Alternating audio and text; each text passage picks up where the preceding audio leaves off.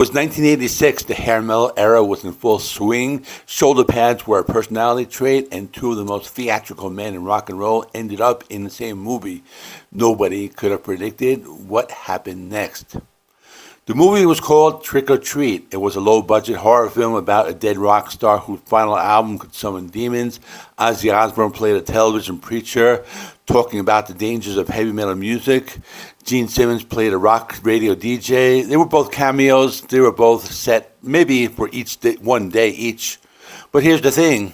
According to everyone who was there, the two of them would not stop talking. I remember thinking, these two guys should not get along. Ozzy's this wild, chaotic force of nature.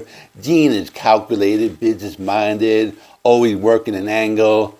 But they were like old friends within an hour and just laughing, talking shop. I couldn't get them to separate long enough to finish their scenes. Gene Simmons, of course, was already a man with a plan.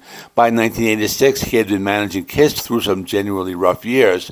The band had dropped the face paint in 1983. They were trying to compete with younger bands and not entirely succeeding, and internally, the cracks were starting to show.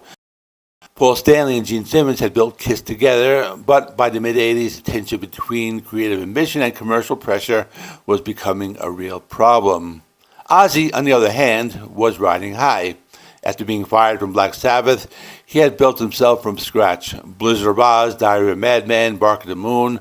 The man had proved every doubter wrong, but he was also without a permanent, stable band structure. His lineup shifted, his personal life was chaotic. He had Sharon, and Sharon was a genius, but Ozzy still needed something he could quite name. What he needed, turned out, was Gene Simmons on bass. In our timeline, Gene Simmons stayed with KISS. He never left. The reunion happened. The makeup came back. The machine kept rolling. But what if he didn't?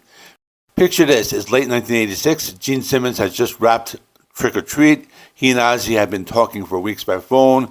Gene is exhausted. He's been carrying the business weight of KISS on his back for years. He loves the band. He built the band, but he's also a man who has never once in his life turned down an interesting opportunity. And Ozzy Osbourne is offering him a very interesting opportunity. Gene Simmons announces he's leaving KISS.